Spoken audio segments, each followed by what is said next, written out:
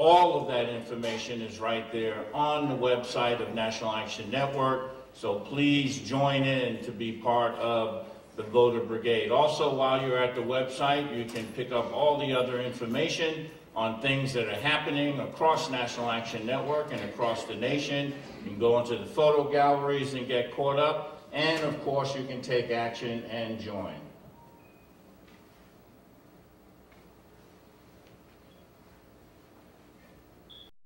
We're back, brothers and sisters. You're listening to the National Action Network Saturday Action Rally, coming to you live on WLIB 1190 AM in New York. We're streaming to you across the country on a number of platforms, including Facebook and nationalactionnetwork.net. We're live right here in the House of Justice, 106 West 145th Street. Call somebody. Tell them the action is on the air. Right now, brothers and sisters, get on your feet. Put your hands together for the president and founder of the National Action Network, the Reverend Dr. Al Sharpton. No justice, no peace. No justice, no peace. No justice, no peace. No justice, no peace. What do we want? Justice. What do we want? Justice. What do we want? Justice. When do we want it? Now. When do we want it? Now. When do we want it? Now. When do we want it? Now. Fist bump the person next to you, tell them you love them.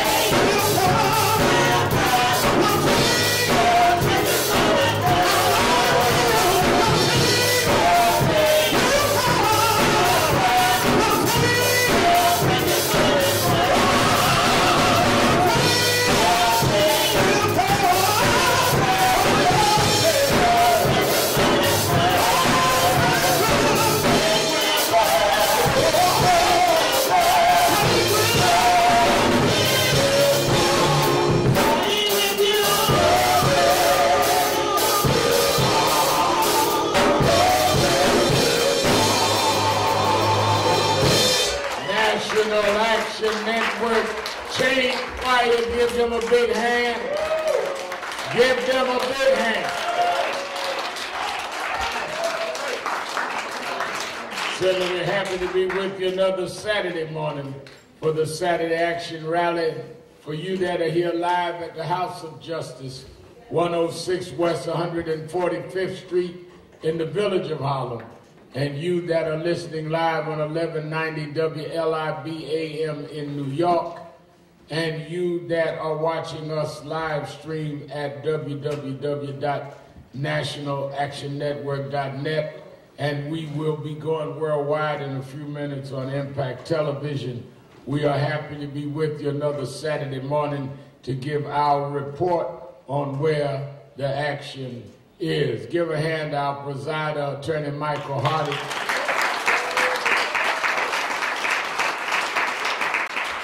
And our musical director, Minister Tyrone Richardson. And certainly we enjoyed the inspirational message from Minister Travis Boyd.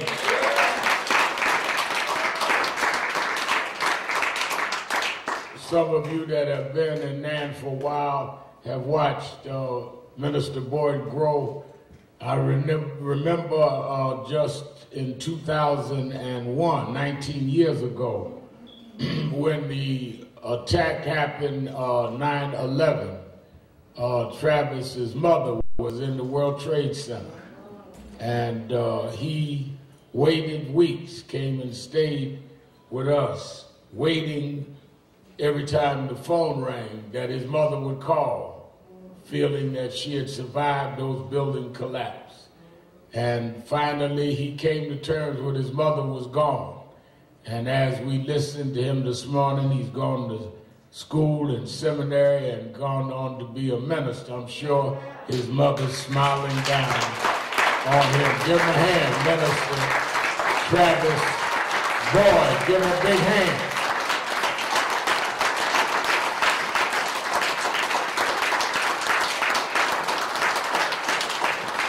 When he talks about people going through something now, he can talk about it as one that experienced it. People have more power in their message when they know what they're talking about. I remember when I was a boy preaching, first started preaching, and talk about God to bring you through trials and tribulations. That was cute. 4 or 5-year-old boy preacher talking about trials and tribulations. I didn't know nothing about no trials and tribulations other than maybe my homework when I got in elementary school. But as I got older and started preaching about it, I had more power because I've been through some trials and tribulations. If you have not been through anything, then you can't really talk about nothing. But if you've been through something, then you can talk about how to get through something. I often say when I'm preaching at someone's church, I often talk about I don't like to have friends that have never been through anything. I don't like hang out with folk that ain't never been through nothing. You know, people come around me, Minister Richardson, talk about, Reverend Al, I want to work with y'all. I want to get on staff for NAN. Here's my resume, and here's my background, and nobody ever says anything bad about me. I have no blemishes on my record. I have an impeccable reputation. So I say to myself, well, you at the wrong place. Because I like to deal with folk that been knocked down, dragged through the mud, talked about, scandalized. Because if you hang around here, you gonna go through something. They're going to come after you, and if you ain't been through nothing, you may not know how to get through nothing. I always tell that story. I go fly all the time, even in the pandemic. I done been all over the country.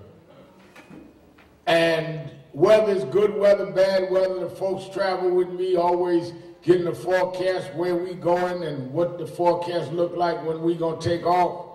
Don't bother me, rain, storm, if the plane can go, I'm going. The only time that I won't get on the plane is if they tell me it's the pilot's first trip. And they be telling me, assuring me, Reverend, don't worry about it, he been to pilot school, he got a certificate, we done checked his credentials. Yeah, I got all that. But if this is the first time he went up, and we hit some air pockets, and he ain't never been in charge of that. Or we go through some clouds and turbulence, and he ain't never been navigating that. I don't want to be up there with him the first time he figures that out. And what I'm saying is, you hang around friends that ain't never been through nothing, ain't never had a heartbreak, ain't never had some kind of challenge and some tribulation in life. You may not want to hang out with him. If you hang out with me, you're going to go through something. But if you've been through the fire, if you've been through the floods, if you've been through the ups and the downs, you know how to get through because you've been through. Some of y'all go to these churches and folk be guessing what God can do. But if you've been through the journey some of us been through, you can know what God can do because he's done it for you. So he speaks from his own experience. Let me say by way of announcements that certainly, and I'm going to get into, certainly we join the nation and the world with mourning the passing of Justice Ruth Bader Ginsburg on yesterday. And I'll get into that in a minute. I want to make several announcements. First of all, this evening at 5 o'clock, and tomorrow evening at 5 o'clock, on my television show, Politics Nation with Al Sharpton, I'm going to have on this evening former Attorney General Eric Holder. And certainly I want him to talk about the legacy of Justice Ginsburg. But I also want him to address what William Barr has said this week. You know, for the Attorney General, and no one is better to address this than the former Attorney General, for the Attorney General to, first of all, say there's no systemic racism. That's what he said. And then for him to prejudge the case in Kenosha, Wisconsin, by saying that Jacob Blake was committing a felony and had a weapon. Well, first of all, if you're having an investigation, how do you already say that this young man was committing a felony? We watched the tape, we hadn't seen him commit nothing but going around the car, trying to get in the car. And they later said there was a knife in the car. Well, I grew up watching Superman and Clark Kent and all that, but I didn't know police in Kenosha had x-ray visions and could see through the car doors into the car on the floor mat. So I want to ask you about that. I got Eric Holder on, and again, we will be on 5 o'clock on MSNBC. Then tomorrow night, I have on Michael Cohen, President Trump's former lawyer fixer. And some of you have seen him on some shows, but it's going to be a different conversation with me because I'm one of the few people that has been in the room with him and Trump. When Trump wanted to talk to me about attacking him all the time about birtherism, when I first started MSNBC, it was Cohen that set up the meeting.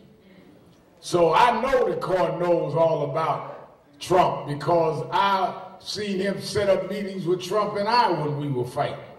So we're going to have that on 5 o'clock tomorrow. I want y'all to make sure that you tune in. Secondly, my book is coming out, Rise Up, and I want everybody to get a copy. I'm going to do a book signing here Saturday after next, September 26th.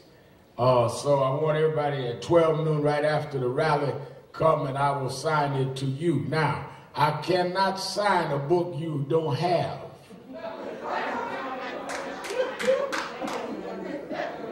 Don't come up asking me to sign your napkin.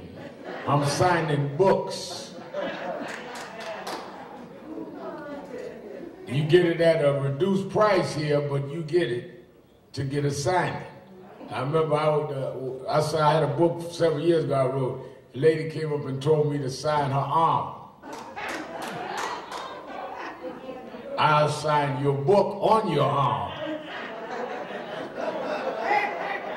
So I want everybody to be here for that. Now also don't forget that Thursday, September 24th, the Thursday before his legal night, here at the House of Justice. You that are in Radio Land, it's a virtual meeting. Join us live by going to Zoom legal night. You can call the headquarters to get the breakdown of how to Zoom in. With legal night attorney Michael Hardy. A lot of people call me on my radio shows with problems. It is better to do it legal night. I am not a lawyer, don't even play one on television.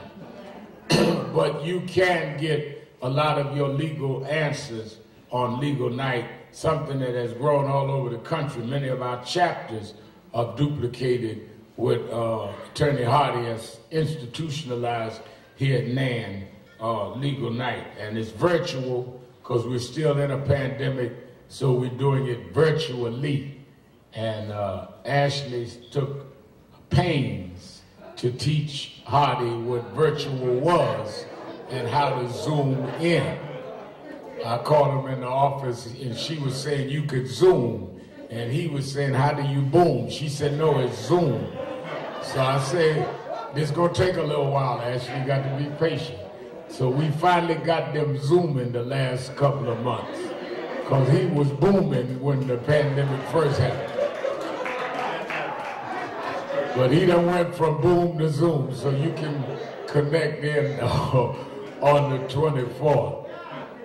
All right, so those are local announcements. Let me ask everybody also, as we watch this pandemic, let me tell you something. The politics that's being played around this, I want y'all to be aware of this. Don't get into this immediate reaction to a political vaccine. When you have health experts saying that you cannot take a vaccine like that, and the president saying, I'll have a vaccine next month, don't get into a political vaccine. I mean, I've never seen a situation where the CDC director says, wear face masks, and the president having rallies saying it don't matter. Where you will sacrifice the health and the possible lives of people to try and win your re-election. It's a sin and a shame. Let us welcome our Impact Television family journalists and the incoming of our Northeast Regional Director, Reverend Steffi Bartley.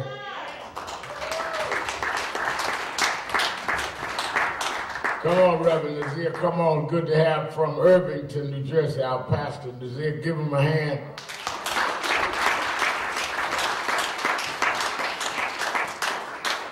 Both work in our Northeast under our director, Reverend Bartley. You know these Jersey guys know to show up when the television go on. That was a planned entrance. They were sitting out in the car waiting on the right time to walk in.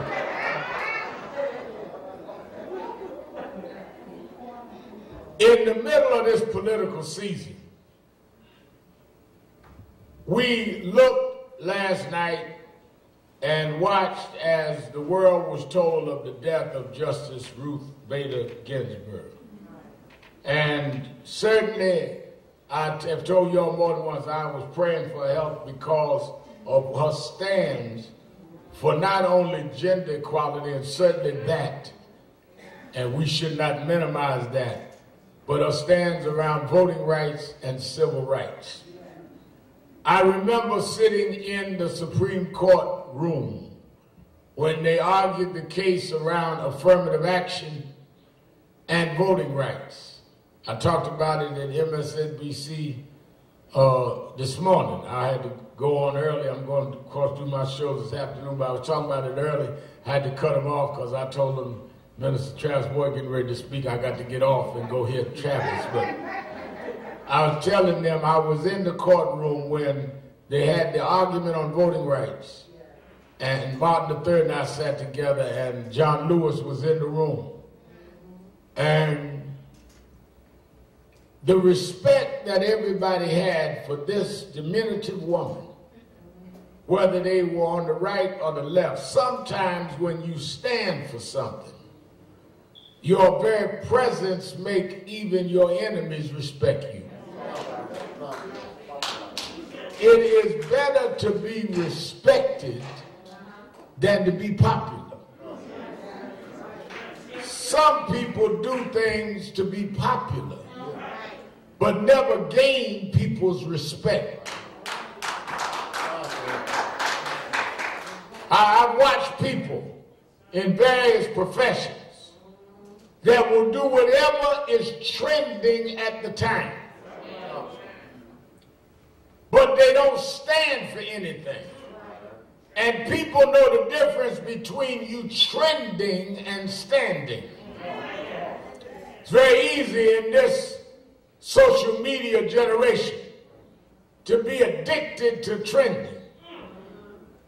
Throw out a tweet and see how many folk gonna follow it. Post something on Instagram, see how many people follow it. Put something on Facebook, see how many people will like it. And it gets you addicted to instant approval.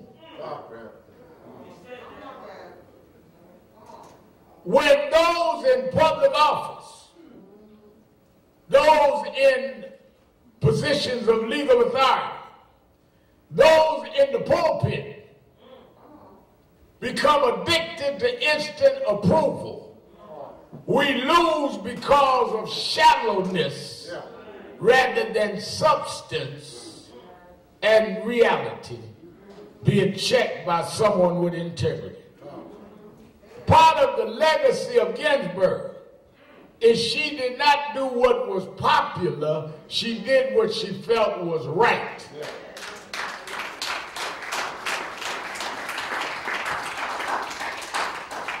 I remember Attorney Hardy was with me in one of those Supreme Court arguments, and it's hard to get a seat. In fact, you've got to have somebody to arrange for you to be an audience, not going to court for your ticket or whatever some of us may go to court for. You've got to be able to negotiate a way to get in the courtroom. But the respect they had for her was because she stood for something. And I would always tell my daughters, and I tell young people, that if you're going to be a sprint runner, do what is popular. If you're going to run 50-yard dash, do what is popular. But if you're going to be a marathon runner, if you're going to last a long time, then you got to stand for something in season and out of season, whether it's popular or unpopular. One of the reasons why the whole world has respected Ruth Bader Ginsburg and John Lewis is because for decades they stood for the same thing. But if every time we see you, you done changed up what you stand for, some folk even change up what they do. One minute they this, the next minute they that, and they never figure out what they are.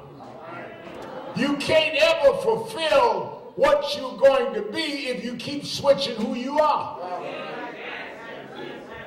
Attention freaks. Looking for somebody to pay them some attention. You go streaking down the street butt naked if somebody pay you some attention. I mean, think about it now. You want to be taken seriously, but don't seriously stand for nothing. The other thing I admired about Justice Ginsburg is she was one that did not use excuses. She was diagnosed with colon cancer and never missed a day on the bench. Then they diagnosed her with pancreatic cancer, kept working. Then her husband died, she was on the bench the next morning. Then she got a reoccurrence of colon cancer, of pancreatic cancer, and worked 11 years before she died. She worked through her pain. Some of y'all get a toothache because you was eating sugar food when you shouldn't have been. And you go lay down in the bed and can't go to work rather than brush your teeth and start eating right. You can always find an excuse to do nothing.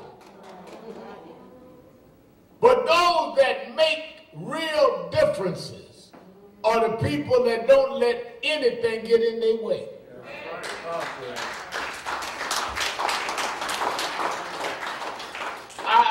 I've been blessed in my life to have been around people that achieved greatness.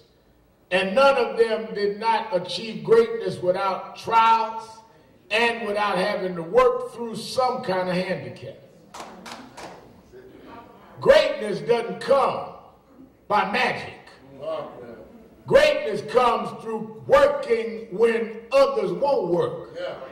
Otherwise, everybody could be great.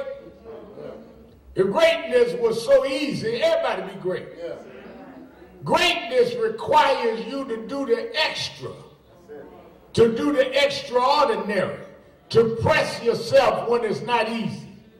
And that's why I give her a lot of credit and a lot of honor as she makes her transition.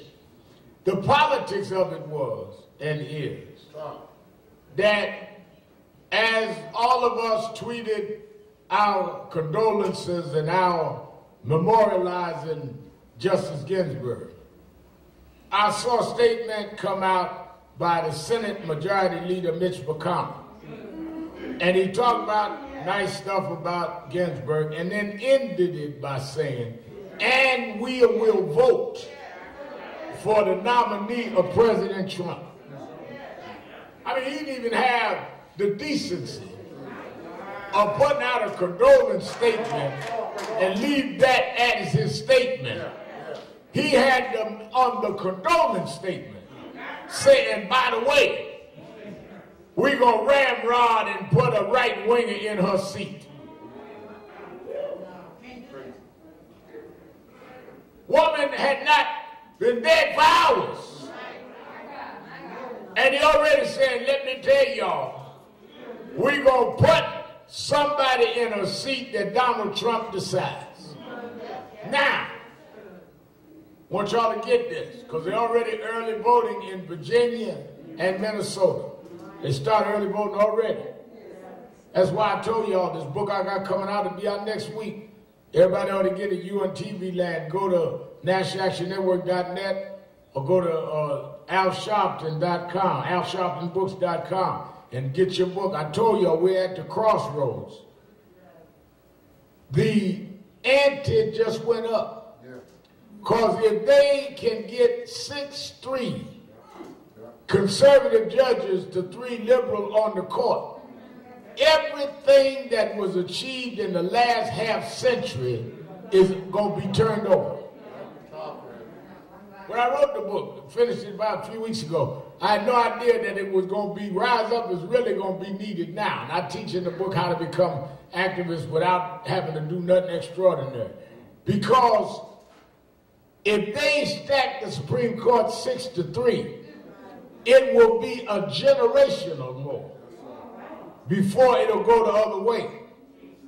Now, don't forget, when President Obama nominated a Supreme Court justice, they said that we should not confirm or hear justice in an election year. Is that not right?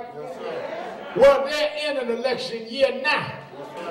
45 days before the election, already voting in Virginia and Minnesota. Yet they want to go ahead now and bring this, whoever he wants to nominate up, and vote either now or right during the lame duck session. We must organize a resistance movement now to stop them from doing this to the Supreme Court.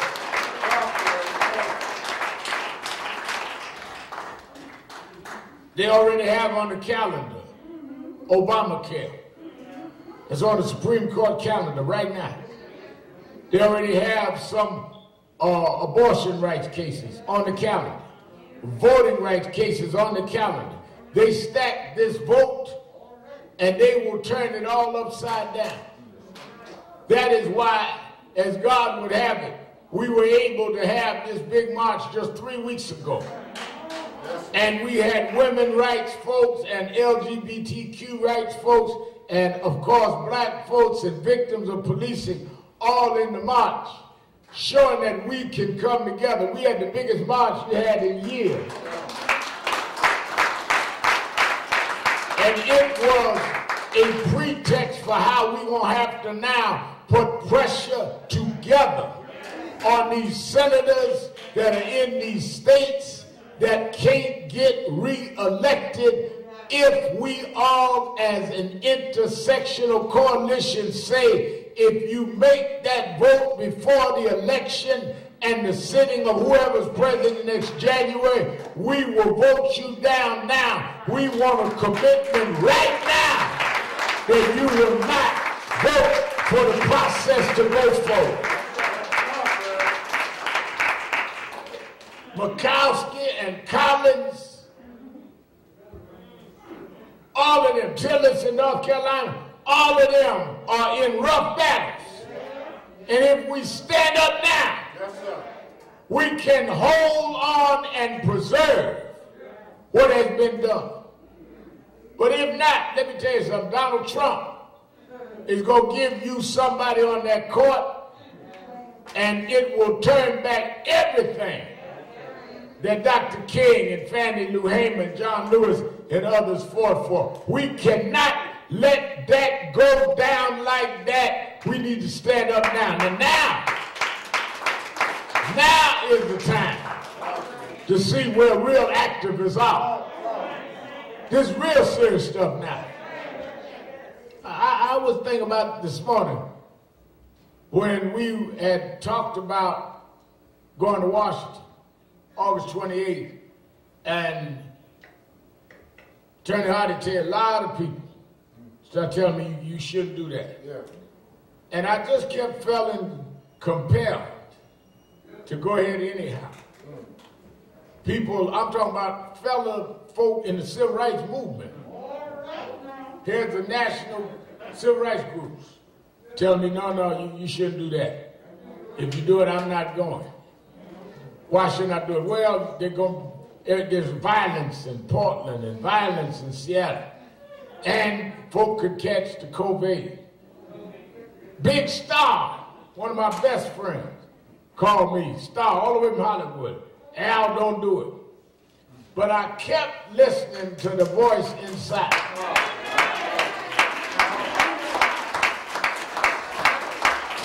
Sometimes you got to shut down the voices around you and listen to the voice inside you.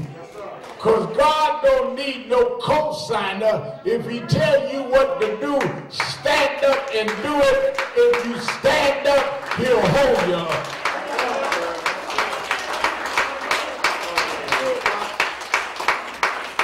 Everybody in the Bible had to choose between those around them or what God told them. And I kept feeling that. And 3 weeks later, Friday was 3 weeks since the march. Look at what happened. COVID-19 did not tick up in Washington. We had 20,000 people. No COVID went up. All of them that told me that was going to happen.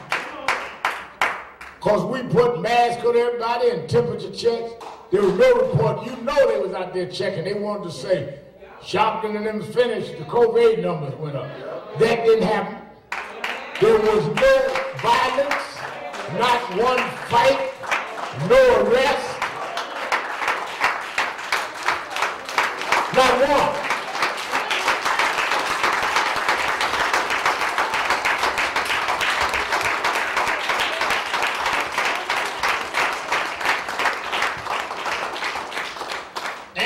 I got to the airport, it started raining like no tomorrow. But during the march and the rally, wasn't a cloud in the sky. Sun was so hot, to folk that don't sweat was sweating. And God held back the rain. I know y'all think I'm talking superstitious, but somewhere I read where Joshua was in the back. Yes, sir. And Joshua said, all I need is a little more time. And he looked up and said, if you do me one thing, Lord, let the sun stand still.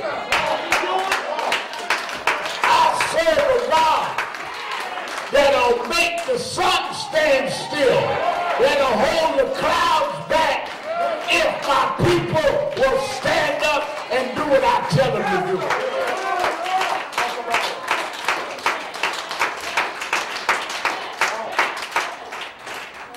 I say all of that to say that the reason we had to go to Washington is because we're going to have to go again and deal with this Supreme Court stuff.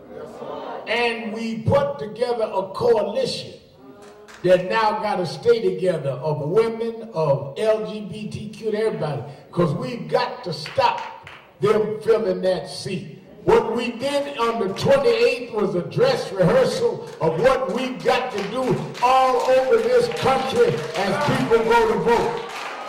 That's why we had to go to 28, because we've got to save the dream. Are they going to vote against it in the new Supreme Court? That's what's at stake. Voting rights and all of that is at stake. The very things that we march for and focus the national attention. And we can't fight it by ourselves, but we can't fight it being cowardly. Because I'm telling you, they are plotting right now. Trump put out a list of possible Supreme Court justices early in the week. Now, he wants the agenda in the country. Y'all watch this now. He wants the agenda to go from talking about COVID to now talking about the Supreme Court. Because he can't explain how he messed up COVID. Yes, sir. Got him on tape telling the reporter that he purposely played it down. Yes, it was deadly. Yes, you could get it airborne. You don't even have to touch it. But I played it down. He want to get that out. Now he going to make the issue Supreme Court. Yes, sir. So you forget 200,000 people died because he neglected duty. And other hundreds of thousands, millions infected. So now you're going to make the cultural war. I want y'all to watch this. So that now the whole election is going to be around abortion rights and gay rights and policing. And he's going to have folk talking on both sides of that to justify who he puts in the seat that was occupied by Ruth Bader Ginsburg. That's where they're about to go now. And that's where they're going to try to turn the election. And he's going to roll out some blacks that's going to be arguing, well, it ain't about civil rights. It's about abortion rights and gay rights. And they're going to make this about cultural issues so they can put in who they want. And if you're not careful, Trump will use this to get reelected and to bring out of the Supreme Court making everything from the Voting Rights Act to the Civil Rights Act to police reform, to Roe versus Wade, all of that yesterday's news. This is where the rubber got to meet the road. And people in our community need to be ready and strong. You ain't heard nothing yet. They're getting ready to work overtime. That's why God brought us back to the landmark of where Dr. King and others stood when I Have a Dream. I've been back to the landmark. So therefore, and so did you that went. So we are there now spiritually connected to those that were there in 63. And when they went in 63, they went against all odds. Don't forget now, Rem Kennedy, when they went 63, most of them went riding the back of a bus because they was against the law for them to ride the front. But they went anyhow to Washington. Most of them couldn't stop and use a toilet because on the interstate highways, the bathrooms were for whites only. But they went anyhow. Most of them went with greasy fried chicken sandwiches in a paper bag because they couldn't stop at a restaurant, but they went anyhow. They went when the law of the land was against them, and they broke down the walls of apartheid in the U.S., and we connected to that spirit 57 years later, and I'm telling you that if you stand up, they will not prevail. God will use us connected to our elders.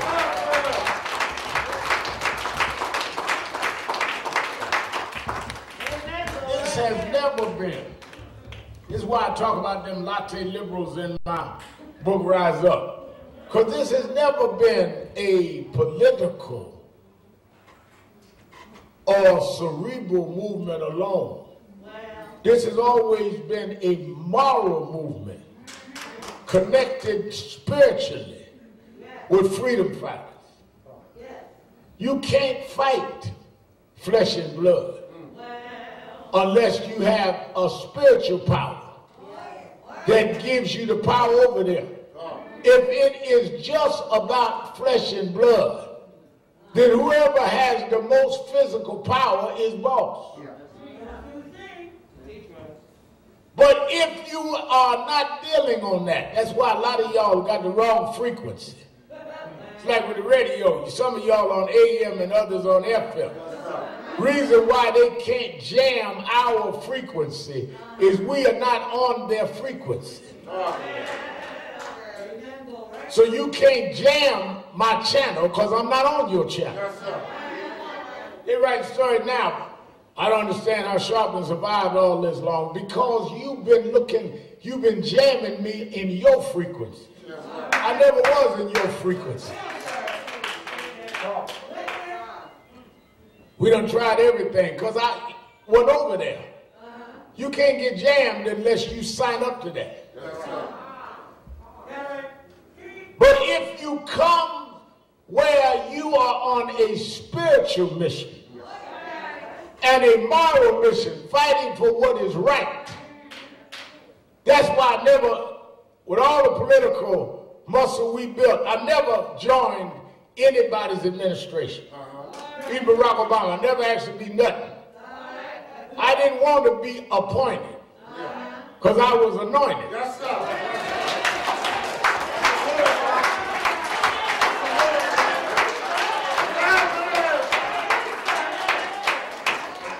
When you're anointed, you don't need to be appointed. Your anointing will make room for you.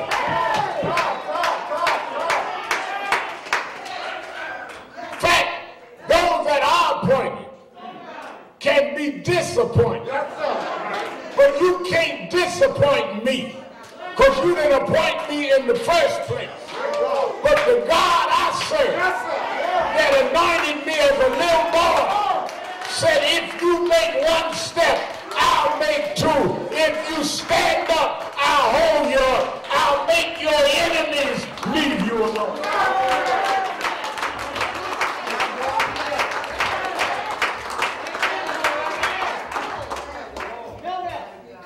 That is where too many of us have lost our way. Because you're trying to be appointed by man, where you have rejected the anointing of God. I see too many preachers running around wanting to get Trump's blessing or Biden's blessing. I come to Biden and Trump already blessed. I don't need your blessing. I don't need your favor. There is a God, same God that took Frederick Douglass from slavery and ran him up to Rochester, New York, and made him an abolitionist. Same God that put some fuel in Harriet Tubman where she could run 500 slaves in an underground railroad from slavery to freedom. The same God that could back up W.B. Du Bois, meeting in Niagara Falls, forming the NAACP, and 103 years later is still here. Same God that took Randolph to form some sleeping car porters and started a black union movement. Same God. That took a man out of Kingston, Jamaica, named Marcus Mosiah Garvey, and looked up at the sun and said, "Up, you mighty race. You can, if you will." Same God. That took a boy out of Atlanta, Georgia, that went to segregated schools, but shook this nation with a dream he had and brought us from the back of the bus to the front of City Hall. Same God. Same God. Every Saturday morning comes by 145th Street and Lenox Avenue and say, "If my people called by my name would humble themselves and pray and turn from the wicked way, then, right then, they'll hear from heaven. I will heal the land." Same God.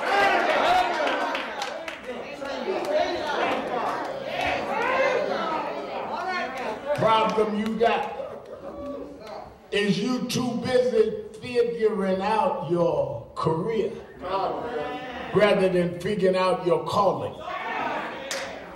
There's a difference between your career and your calling. Your career is something you plan so you can make a living and you can live comfortably. Your career is something that you impress folk with. Your career is something that you aspire to and that you have your ambition connected with. But your calling may not be with your career. Your calling is why God brought you in the first place. Every child born is a decision God made. That's why I keep telling folk, don't be talking about whether or not you was supposed to be here. If you hear God willed it. A lot of folk wanted to have children, couldn't have children. You got billionaires can't have children. And you got dirt poor people having more babies than they can feed. God decided to bring life. Every life is a miracle that God decided. You are no accident if you figure out why you're here and what God brought you here for. And don't go no fortune teller to find out. Listen to inside of you. God will speak to you and plot your course if you will listen to what God's telling you. You find yourself in situations that you know you didn't plan. You find yourself moving in certain ways that you know you couldn't have schemed. There's God using you. If you will follow that, you'll succeed. But you're too busy talking against what you ought to be embracing and going forward. And that's what has happened to many of our ministers, standing around Trump, trying to make evil good, trying to justify what is unjustifiable. Oh, give me the Bible, Dominique. Go to Ezekiel 22. 22nd chapter of Ezekiel. Go down to the 26th verse. Ezekiel now was a prophet that was dealing in Israel when they had gone against God. We ain't the first people now that got lost. A lot of us, you know, right after the Civil Rights Movement, they inundated us with negativism, put drugs in the community. You went from Dr. King to Superfly. Hello. Dr. King's Dream in the 60s to the movie Superfly in the 70s. And you started celebrating dope and celebrating prostitution and celebrating immoral, decadent behavior. You got lost. Brought you across the Red Sea. Brought you from the back of the bus to the front. Opened up the Red Sea for you. You got in the wilderness and started super flying. Putting on rings and trinkets just like the Israelites had done in Egypt land. You got lost. You hadn't even got to the promised land yet. You just got out of Egypt. and started messing up each other's families and started tearing down each other's community. And you did not want to be an educator. You wanted to be a thug and a gangster. You didn't make movies about George Washington Carver. You didn't make movies about Mary McLeod Bethune. You made it about Superfly. You lost your mind. And you lost your way. And then your children, they put crack and guns in the community and had you turning on each other. And the children of Malcolm and the grandchildren of Garvey went from Up You Mighty Race to making music calling themselves hoes and niggas and bitches. You lost your mind and you lost your way. How do you go from black and proud to calling yourself a nigga and get mad at somebody if they tell you don't call yourself that? Because you lost your mind and you lost your way. But God always has an Ezekiel that'll stand up and call it like it is. Read. Her priests have violated my law and have profaned mine holy things. Her priests, now the preachers now, this is Ezekiel, talking about Israel's priest has violated. These are holy rollers. These are the ones that tell you they saved and sanctified. Those are the ones that can hum and holler on the beat. Ah, Lord. Oh, but you violated. You can hoop, but you can't follow. You can rhythm, but you can't get in line with God. Read. They have put no difference between the holy and profane, neither have they shewed difference between the unclean and the clean. They've not shewed between the clean and the unclean. And that's why you can stand up around Trump and lay hands on him and talk about you praying with the president. But you couldn't pray with George Floyd's family. You couldn't pray with Breonna Taylor's family. You couldn't pray with the family of Rashad Brooks. But you can anoint Trump. But the folk God called you for, you could not discern between the clean and the unclean. Read.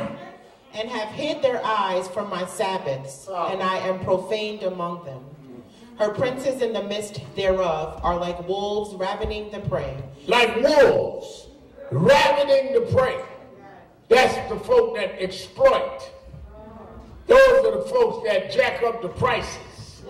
Those are the folks who won't give a home loan to folk based on the color of their skin. Just praying to people. Read. To shed blood and to destroy souls, to get dishonest gain. And her prophets have daubed them with untempered mortar, seeing vanity and divining lies unto them. Oh, vanity. That's Facebook.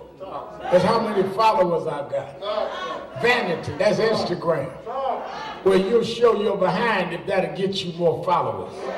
Vanity, where you talk about the comfort of the people in charge of the church rather than the people getting fulfilled from the church. Vanity, where it's got more to do with you than it got to do with the Christ you're supposed to represent. Vanity. Saying, thus saith the Lord God, when the Lord hath not spoken. Saying, thus saith the Lord God. Getting up saying, God told you this, God ain't told you nothing.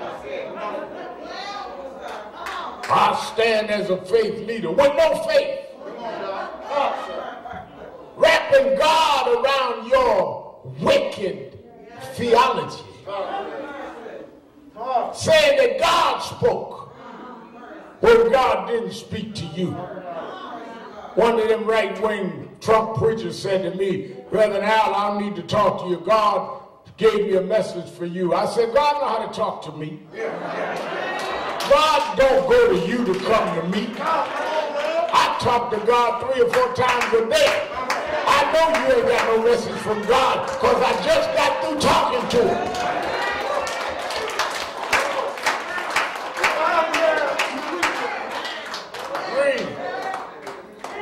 The people of the land have used oppression and exercised robbery and have vexed the poor and needy. Oh, the people of the land have used oppression and robbery.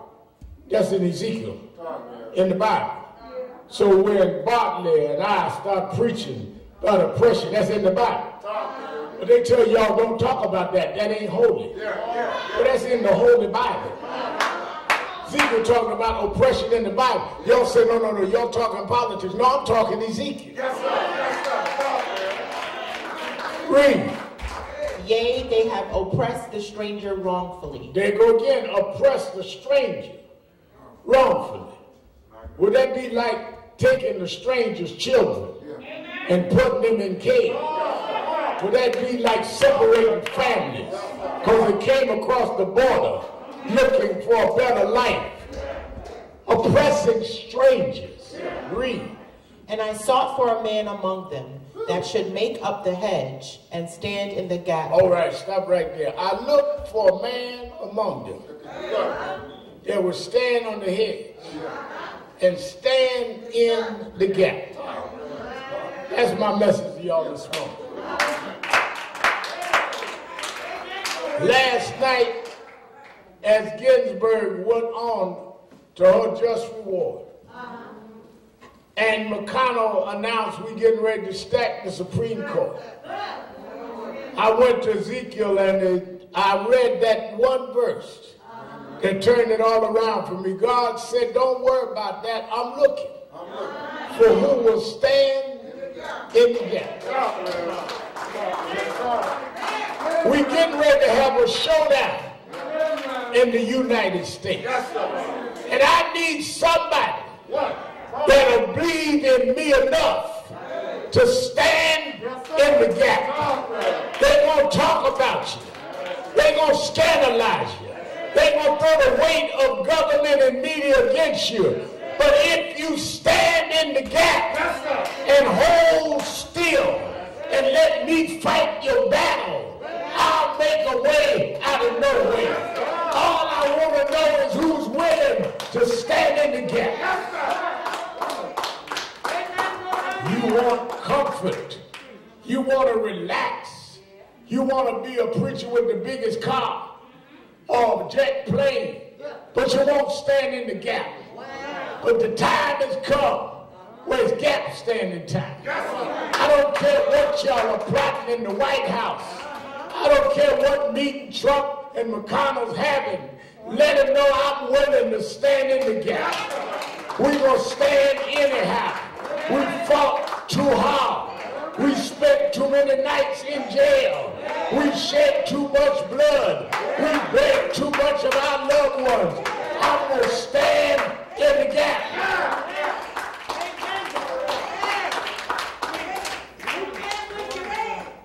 We must make a decision on where we're going to stand. Somewhere I read, choose ye this day whom ye shall serve. Can't serve. You can't be political and prophetic. You can't be popular and great. You got to choose where you're going to stand and what you're going to stand for. And now everything that you gave in rhetoric is on the line. Talk about, well, you know, back in the civil rights days. No, you are in them now. Ain't no back in the day. You in the day right now. You right now are in the day they can choke a man to death. And he plead 11 times, I can't breathe. And the cop won't loosen his grip. And they won't even bring the cop to court right now. That happened to Eric Garner. Right now, you see with your own eyes a policeman put a knee on a man's neck and hold it there 8 minutes and 46 seconds. Not back in the day, not in the 60s in Mississippi. Right now. Right now you see policemen surround a woman's house, her and her boyfriend sleep, and they run through the door and shoot 20 times and kill her. Right now. Right now. Man in a Wendy's restaurant store on the driving line fell asleep, had so much to drink. And the police come, harass him, and he runs away, begging for his life, and they shoot him in the back. Right now. You talk about back in the day. Right now, today, who will stand in the gap? I might not make the big convocation. I may never get called the big titles, Archbishop and all of that. But I'm going to be there in the gap. I'll be there with George Floyd's family. I'll be there with Breonna Taylor's family. I'll be there in the gap. Don't look for me in the high exalted places. Don't look for me in the pulpits plated with gold. Look for me in the gap.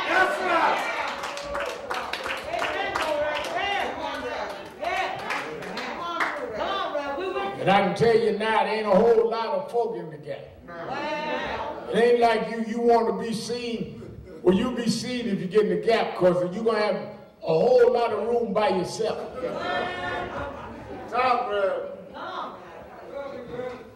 But everybody that made the Bible, everybody whose scriptures quoted thousands of years later, were people that stood in the gap.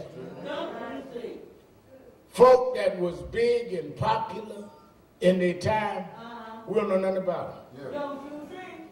But Travis, those that stood in the gap is the ones we remember. You know, we all know that story about David and Goliath. I heard Travis call on David testify. But you ever think about when the Philistines was fighting the Israelites? And Saul was the leader. And the Goliath come down from the other hill, because in those days, they would fight different hills. One army would get on one hill, another army the other, and they'd run down to the middle and fight. And all of the Israel army was afraid to fight. Now, you got a lot of intelligent folk in here today. Jump up and tell me the name of anybody in the army. I mean, just call one name. You got some of y'all got doctorate degrees. Who? Give me the name of somebody in the army. Well, look, you got law degrees. You went to private schools and nice college. Tell me the name of somebody in the army. Nobody knows them. Yeah. What? Because when Saul said, yes, sir. Well, wait a minute, we can't fight. And Goliath said, come on, send me your best man. None of them would stand in the gap. But a little boy, yes, sir, who had never been to military school, yes, sir, who had never had training, who never been to boot camp, little boy, said, I'll stand in the gap. Yes, sir. And even Saul said, wait a minute, you don't need to get in the gap. You nothing but a child.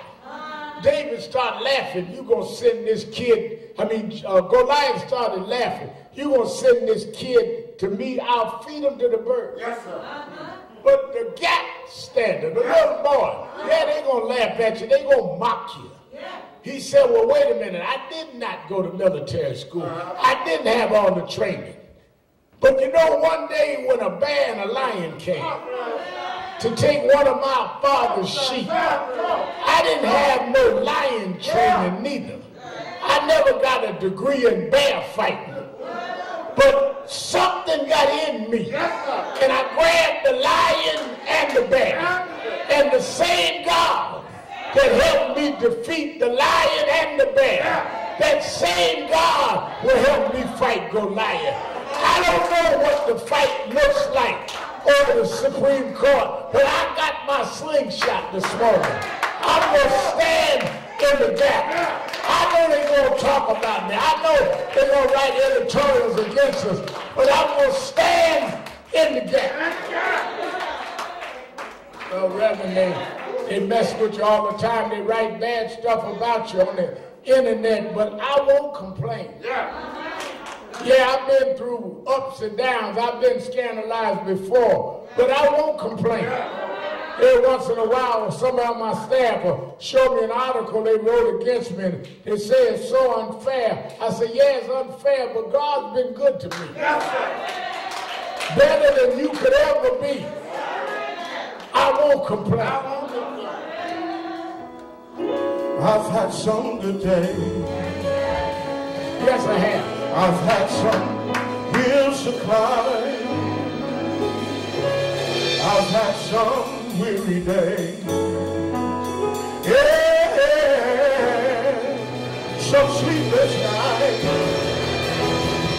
But as I look around,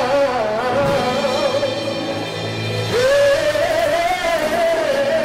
I begin to think things over. All of my good days, they outweigh my bad days, and I will complain. Come on. Sometimes the clouds hang low. Come on, yeah, and I can hardly see the road. Question, Lord, why so much pain? Why so much pain? But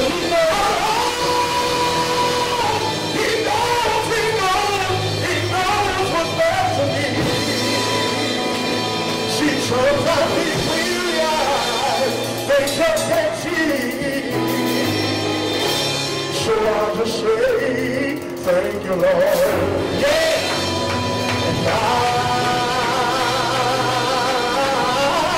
I will complain. Wait a minute. Sometimes folk will do you wrong. Some folk that you did right will do you wrong. Sometimes those closest to you hurt you the most. Sometimes things that should have went one way went another way. But you can hold through the pain. Yes, sir. As the song said, Lord, why so much pain? But you got to, even while you're hurting, say, God knows what's best for me. And when you see those that did you wrong, you can look at them and say, God, has been good to me. He's been so good to me. He's been better to me. He's been so well to never be.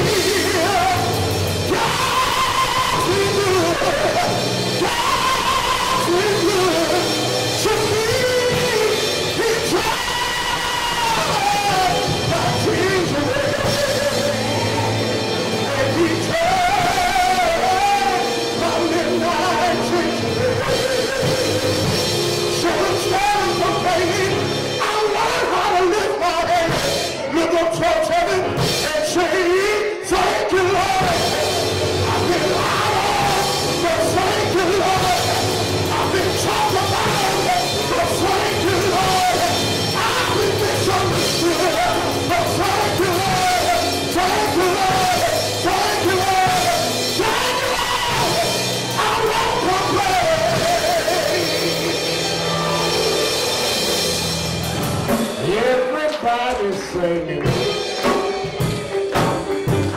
Everybody's singing.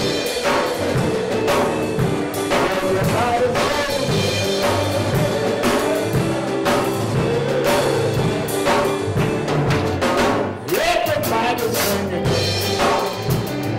Singing like you need. Singing like you need.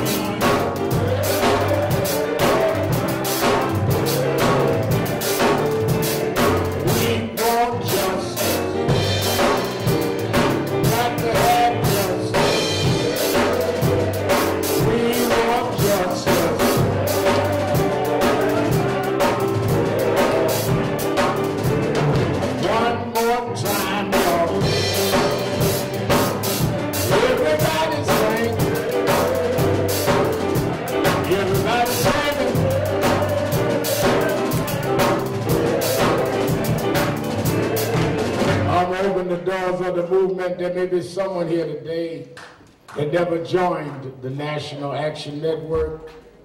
You see some of our activities on TV, on the news, some hear us on the radio, but never became a part of the movement.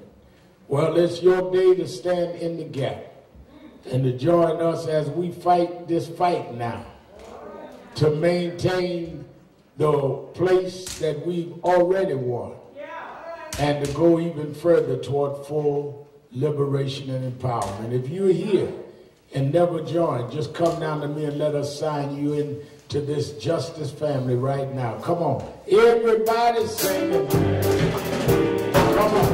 Everybody singing. Everybody singing. Yeah. Singing like you mean it. Singing like you mean it. Singing like you mean it.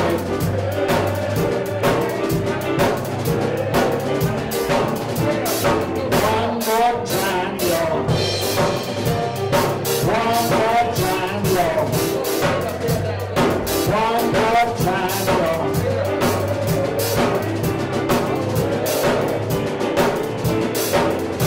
All right.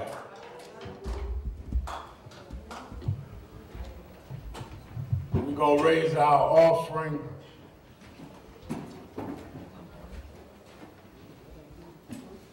Moving quickly. Don't forget you that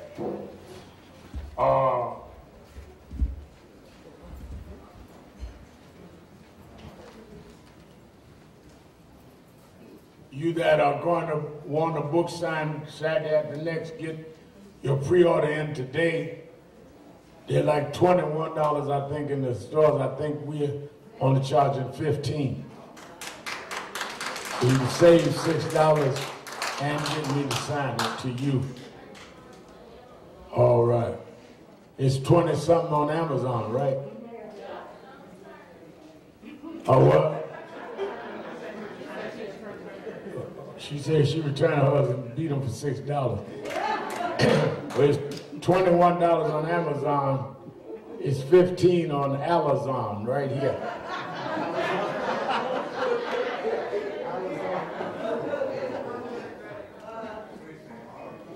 All right, I need to raise our offering. Let me say, we did the birthday last week for September, but Dre Baker, where's Dre Baker? Dre Baker had a birthday. One of our guardians.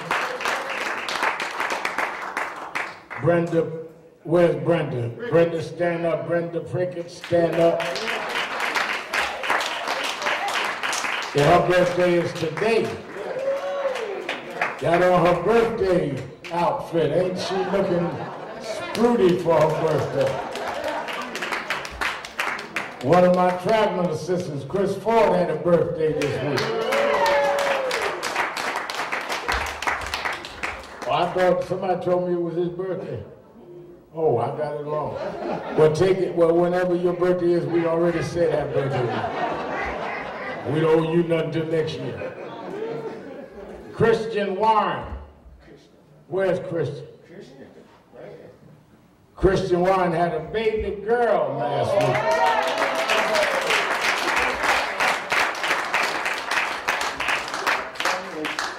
Christian Warren had a baby girl. He's our engineer, faithful, work here every week. And we're glad he's part of our family. Had a baby girl. And all I pray is she looked like a mom.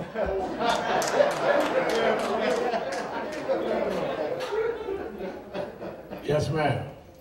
I'll be 82 on Tuesday. 82. Mother Kennedy. Wow. She's been with us a long time. From the beginning. That's right. And PS 175, 29 years ago, she was with us when we first started Nan in the school building. No. No, I wasn't in there. That wasn't Nan.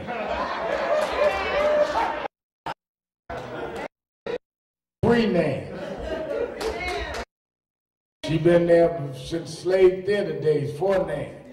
And then she came on with us up to the PS 175 and been with us all the way.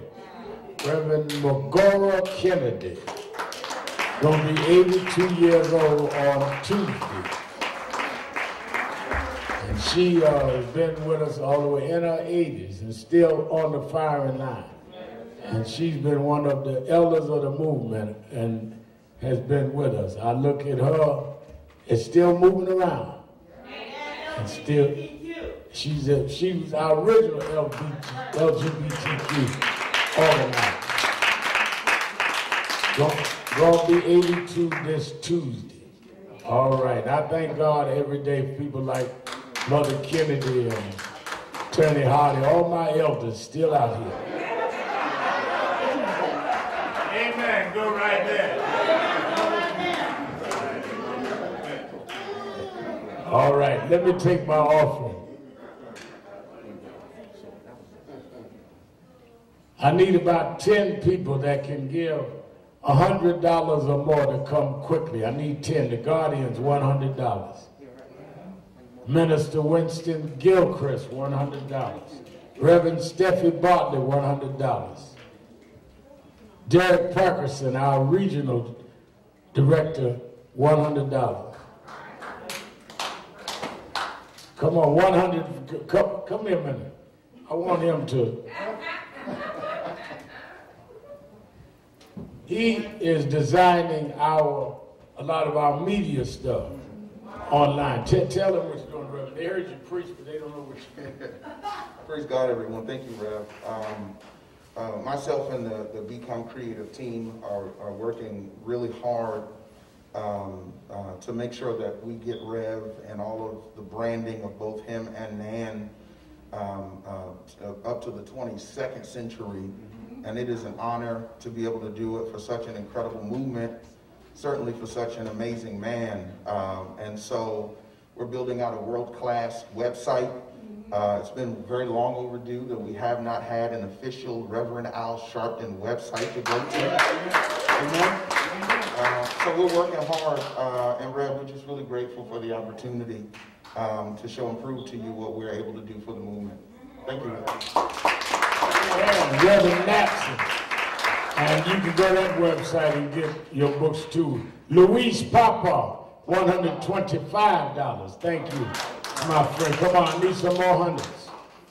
I need some more hundreds. All right, give me some 50s, 50s, 50s, 50s. Who that? Travis Boyd, Reverend Boyd, $50.